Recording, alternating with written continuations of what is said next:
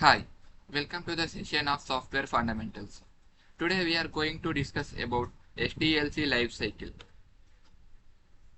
By the end of this video, you will learn what is SDLC, phases of SDLC, what is SRS document, importance of SRS document, what is design document, importance of design document.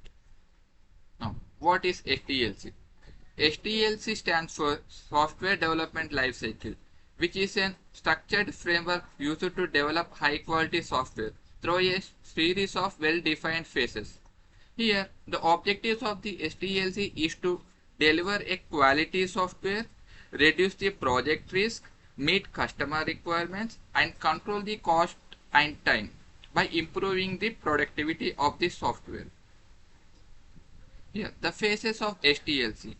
So SDLC comprises of 7 phases: planning, requirement analysis, design, development, testing, deployment, and maintenance.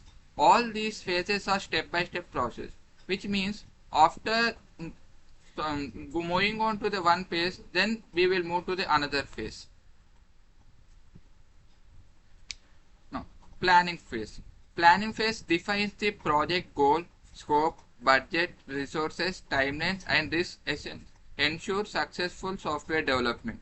Here, the key activity for this planning phase is to ensure the scope and objective of the project, to define and estimate the budget and resource allocation, create project schedule and timelines, identify risks and mitigation plans.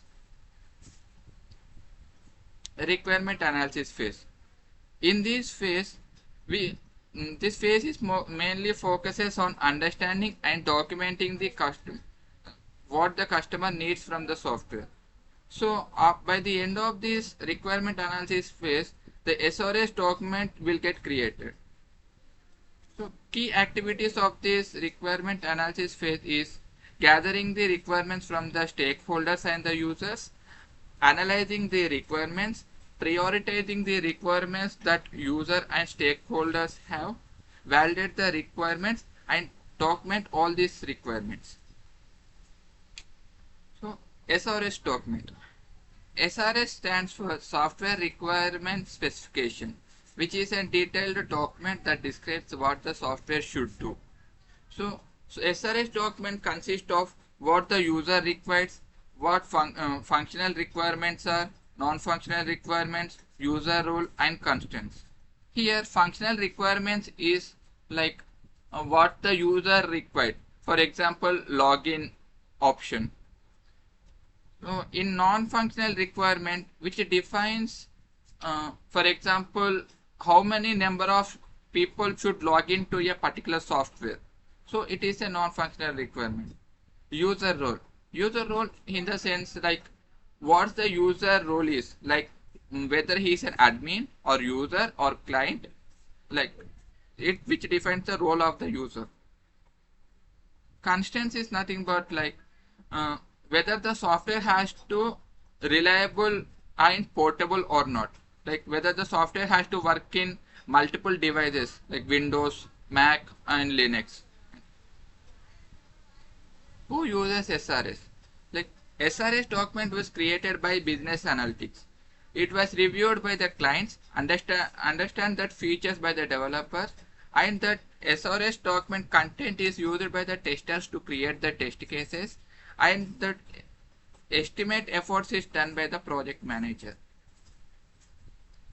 Design phase transforms requirement into a technical blueprint that developers can follow. By the end of this phase, design document is created. Here, all kind of design related things like architecture, database structure, user interface, what are the modules to be included, any technical specifications, all these details will present in this design document. So coming to design document, a design document describes how the software will be built. It converts requirements into a technical blueprint. Design document is divided into two types of design documents. One is high level design document and another is low level design document. Now let's see the types. High level design document, which describes the overall architecture, It contains architecture design, module, technology stacks, database overview. Here modules in the sense like dividing the whole system to multiple blocks like functions kind of thing. Coming to low level design, which describes the class diagrams, algorithms, data structures and method specifications. In low level design, other than the logic of the code, the algorithm kind of things we define here. Importance of design document. Which document which gives the clear implementation guidelines, helps the developers write code faster, reduce coding mistakes, improves maintainability, makes testing easier. Development phase. Development phase means converting the design document specifications into the actual software through coding. Here key activities include writing the source code, develop database objects, create API, integrate modules, perform code reviews. Testing phase. In the testing phase, we verify the software whether the software is fulfilling the requirements or not. The key activities includes creating the test cases, execute tests, identify defects, report the bugs to the developer, and after the bugs were fixed by the developer, those bugs were retested again whether they are working as per the expectation or not. Deployment phase. It is about releasing the software to the end user so that user can access the software. Key activities includes install software, configure environment, migrate data, train users, monitor deployment. Maintenance phase. Here, after deploying the software, we use this maintenance phase to ensure the software remains functional, secure and relevant after deployment. Key activities include fixing the defects when the user uses the software, improve performance if there are any delays in the software, update features if the user requires any additional features, apply security patches, support users.